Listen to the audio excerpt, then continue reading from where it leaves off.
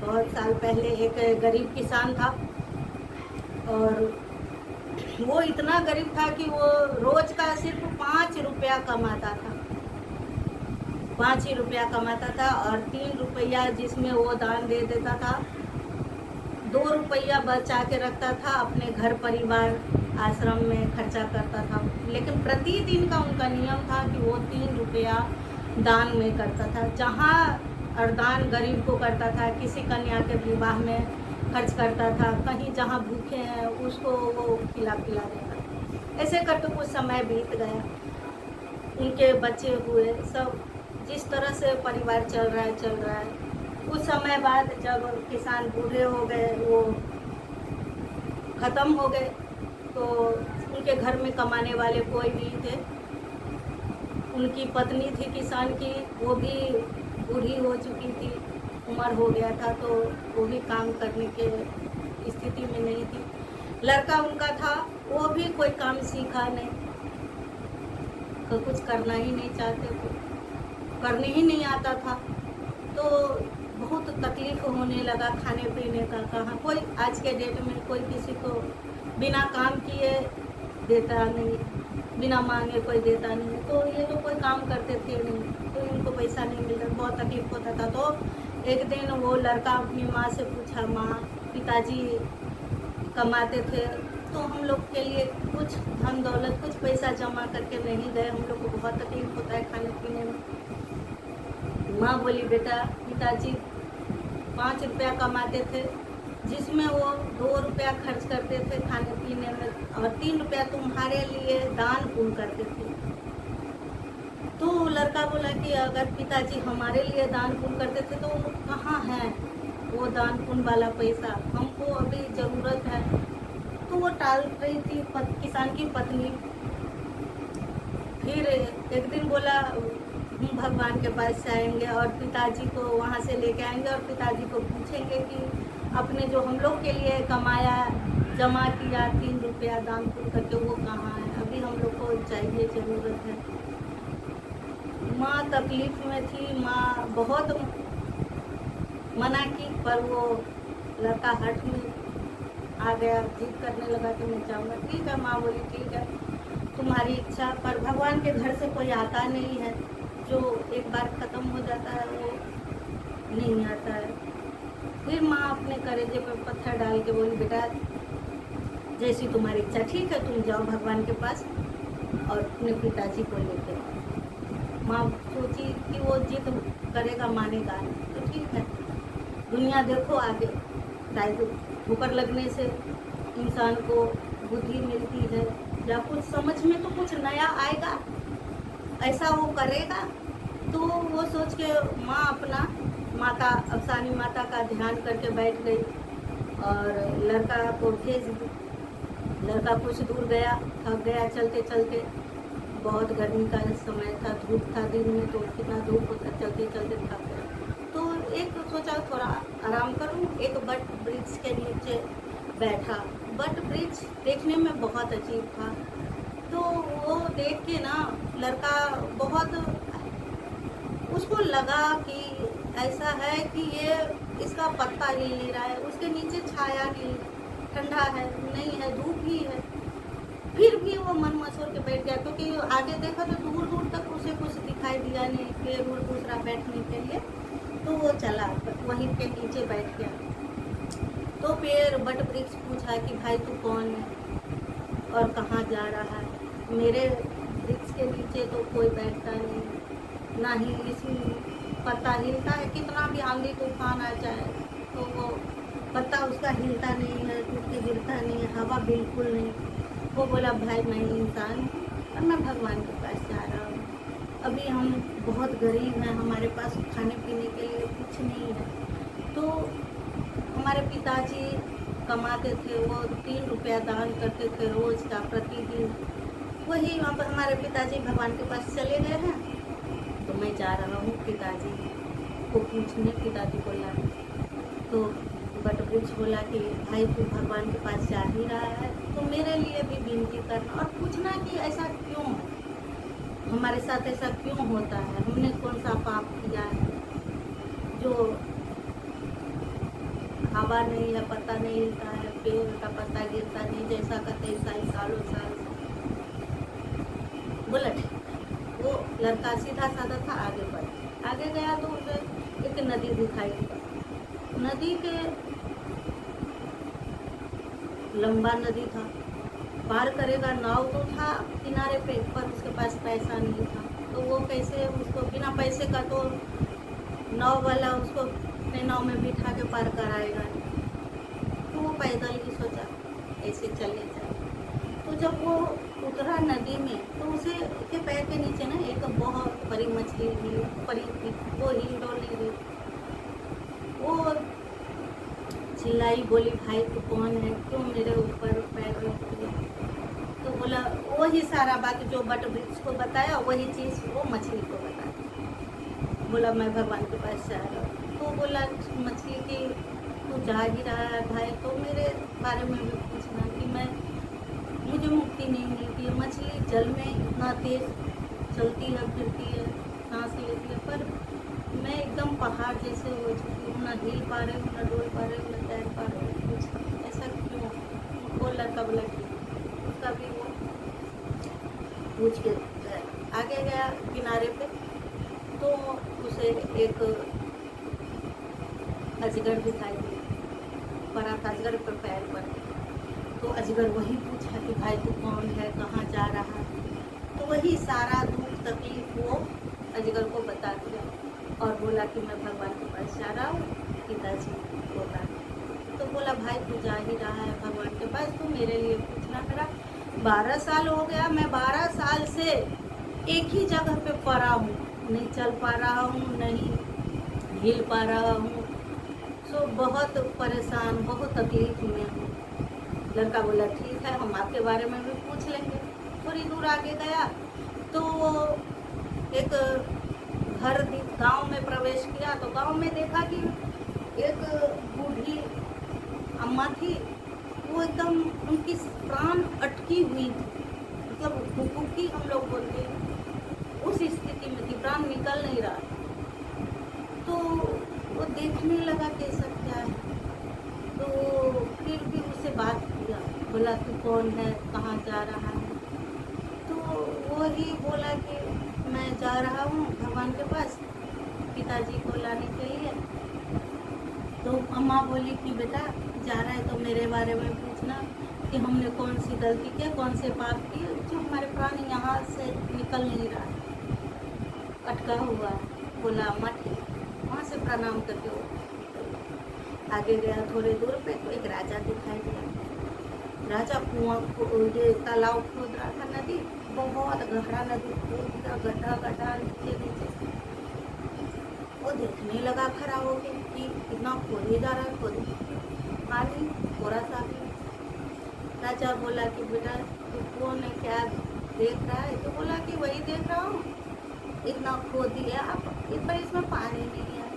तो राजा बोला कि हाँ यही परेशानी है, तू कहाँ जा रहा है? तो वही सारा बात अपना वो तकलीफ बता दिया, भगवान के पास जा रहा हूँ। तो वो बोला कि राजा की बेटा पूछना कि हमने इतने धर्म कर्म करके नदी कुआं तालाब बनाना बहुत बड़ी बात होती है। आज के भी ज़माने में और पहले भी जिसका कुआं था तालाब था उसका नाम होता था कि उसका वो नदी है, उसका तालाब है, उसका कुआं है। लेकिन वो खोद के बोल रहे इसमें पानी नहीं आया। बोला ठीक है, वो कैसे जैसे तैसे भगवान, अब इतना सारा भगवान देख रहे हैं उसको। वो बोल भगवान भी सोचे कि अब ये मानेगा नहीं लड़का, अब ये मैं माया जाल वो अपना फैलाए और उसके सामने उनका महल भगवान का तैयार हो। तो गेट पे गया तो गेट में दरबान सब थे, तो वो रोक दिया। तो बोला कहाँ है, कहाँ जा रहा है, कौन है तू, कहाँ से है? तो वो अपना सारा बात बताया। वो बोला नहीं भगवान तुमसे नहीं। तो बोले नहीं ऐसा होगा नहीं, हम भगवान से मिले बिना जाएंगे, भगवान को मिल के ही जाएंगे। तो फिर वो सैनिक गया अंदर, भगवान जी से प्रार्थना किया कि कोई मनुष्य आया ऐसा जिद कर बैठा है। तो भगवान बोले ठीक है, भगवान तो दयालु आने दो। वो भगवान के पास गए तो प्रणाम किए, पूछा क्या हुआ बेटा, क्यों तू इतना जिद में? तो बोले भगवान जी, जिस काम के लिए वो लड़का गया था वो अपने पिताजी के बारे में पूछना ही भूल गया। कहते हैं ना, एक गाना भी है और एक कहावत है कि जब दूसरों का दुख देख के अपना दुख भूल गए। तो वही सब इतने सारे लोगों से वो मिलते आ गया, इतना सारा लोगों का बात सुन के आ गया कि वो अपना पिताजी के बारे में पूछना ही भूल गया। तो वही वो सबसे पहला वो बट वृक्ष के बारे में पूछा, बट वृक्ष ऐसा क्यों है? तो भगवान बोले कि बट वृक्ष पहले लाला के जाति का और टीचर अध्यापक थे। तो लाला तो कैसा होता है आपको मालूम है, लाला बनिया ये सब बहुत कंजूस होता है, धन संजोगता है, कुछ खर्चा खर्चा करता नहीं, दान पुण्य करता नहीं। और टीचर होके भी, टीचर हमारे गुरु के बराबर होते हैं, गुरु से हमको ज्ञान मिलता है। तो उसी प्रकार हमारी टीचर होती है, हमारी शिक्षिका होती है, जो हमें सिखाते हैं, हमें ज्ञान देते हैं। पर वो उसने कुछ नहीं किया, वो भी अपना टाइम पास किया, पैसा कमाता था, हो गया, क्लास में गया, बच्चे को ऐसा बातचीत में करके अपना काम करा के निकल गया। वो दान भी नहीं किया और ज्ञान भी नहीं दिया, बहुत बड़ा पाप करते। तो वो बोले कि उसके जड़, बट वृक्ष के जड़ के नीचे बहुत धन छुपा है, उसी का वो धन कमाया हुआ है और मोह माया उसी में अटका है। वो दान पुण्य करेगा तो उसका जैसा सब वृक्ष नॉर्मल होते हैं वैसा।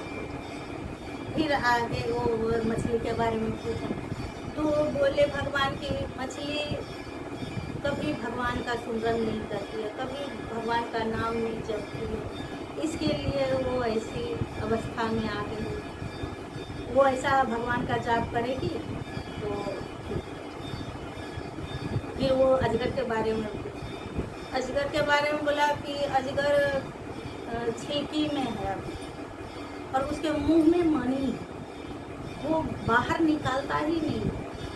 जब वो मणि अपना बाहर निकालेगा तो वो छिलके में से निकल के हो जाएगा, अभी वो पैक बंधा हुआ है। जब वो मणि निकालेगा तभी वो छिलके से निकलेगा, फिर वो जहाँ चाहेगा वहाँ जा सकता है।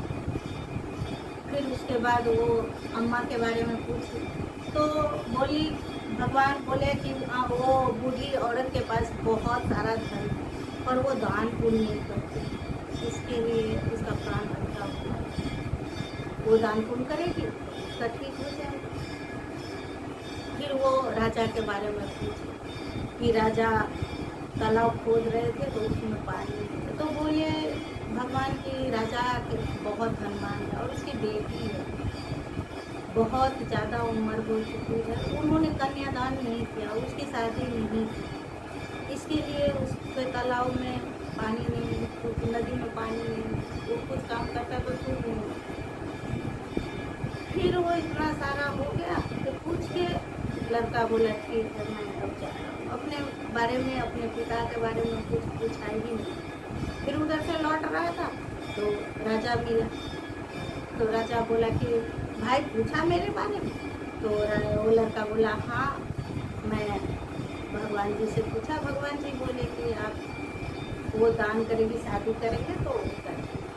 तो वो सोचे जो भगवान से मिल के आया इतना सीधा साधा लड़का, इससे अच्छा और लड़का हमको कहाँ मिलेगा। वो अपनी लड़की की शादी वो ही लड़का से शादी करी। अब राजा थे, खूब सारा धन दौलत भी साथ में लेके विदा कर नाग के पास, अजगर के पास आए तो अजगर को बोले भाई आपके बारे में भगवान जी बोले हैं कि आप मणि निकाल दो तो आप छिलके से निकल जाए। तो बोले मैं मणि नहीं निकालता, कौन सा आदमी, कैसा आदमी पापी नरकी वो रहेगा तो ले लेगा, इससे तुमसे अच्छा हमको कौन मिलेगा। तो मणि लड़का को दे के वो अपना निकल के आजाद हो। मणि भी मिल गया लड़का को, फिर वो वहाँ से निकले। फिर वो अम्मा के पास आए तो अम्मा बूढ़ी औरत के पास, तो वो बोले कि अम्मा आप के पास बहुत धन है, आप दान नहीं करती हैं, आप दान पुण्य कर दो तो आपको मुक्ति मिल जाएगी। तो वो फिर लड़का वो अम्मा बोली कि तुमसे अच्छा हमको कौन मिलेगा बेटा, जो हमको मुक्ति का मार्ग बताया। तो वो सारा धन जो है वो लड़के को दे दान पुण्य कर, और फिर उनको भी मुक्ति मिल गया। वहाँ से लड़का फिर निकला, आ गया मछली के पास। मछली को बोला कि आप भगवान का भजन करो, भगवान का सुमरन करो, भगवान का नाम जपो, आपको मुक्ति मिल जाएगी। वहाँ से फिर वो निकला, आया बट वृक्ष के रास्ते में जा रहा था, तो बट वृक्ष देखा, फिर उसे टोक दिया, भाई तू आ गया भगवान से मिल के, भगवान के बारे में हमारे बारे में भगवान को पूछा। वो बोले कि हाँ पूछा। भगवान बोले कि आप ऐसा ऐसा किया, आप लाला थे, आप टीचर थे, आपने न दान किए, न शिक्षा का ज्ञान का प्रदान किए, बच्चे को सताए, आपके जड़ में बहुत सारा धन है, आप उसको दान कर दो तो आप नॉर्मल हो जाओ। वो बट वृक्ष भी सोचा कि तुमसे अच्छा हमको कौन मिलेगा। वो भी अपना सारा जड़ में से बोला, भाई तू जड़ में से धन निकाल और ले जा। वो सब लेके गांव के अपने की नज़दीक पहुँचे, तो कोई देखा तो उनकी जो लड़का का जो माँ था, किसान की पत्नी, उनको जाके बोला कि आपका लड़का आ रहा है। एक तो उसे भरोसा नहीं हुआ कि भगवान के पास जाने के बाद तो कोई चिंता होता है। फिर भी बेटा का नाम सुन के खुश हो गई और माता का ध्यान कर रही थी, माता को प्रणाम की और आगे बढ़ी। तो देख के एकदम खुश हो गया, बहुत सारा धन दौलत लेके, बहू लेके बेटा गाँव में पूछा वो ये कौन है। तो वो अपना सारा वृतांत जितना भगवान से वार्तालाप हुआ, जितना रास्ते में घटना घटा, सब अपनी माँ को बताया। कुछ देर बाद माँ पूछी कि बेटा तू तो गया था पिताजी को लेने भगवान के पास, पिताजी कहाँ? तो बेटा बोला माँ तू खाना पीना खा, बताता हूँ पिताजी अंदर, मैं तुमको दिखा। फिर वो खाना पीना खाई। जब से वो लड़का गया था तब से माँ कुछ खाई पी नहीं थी, तो माँ खाई पी। फिर बेटा के पास जाके बोली कि बेटा कहाँ है पिताजी। फिर माँ को बताया लड़का की माँ, ये सब जो धन दौलत बहू ये सब पिताजी जो दान करते थे ना, वही आज हमको मिला। यही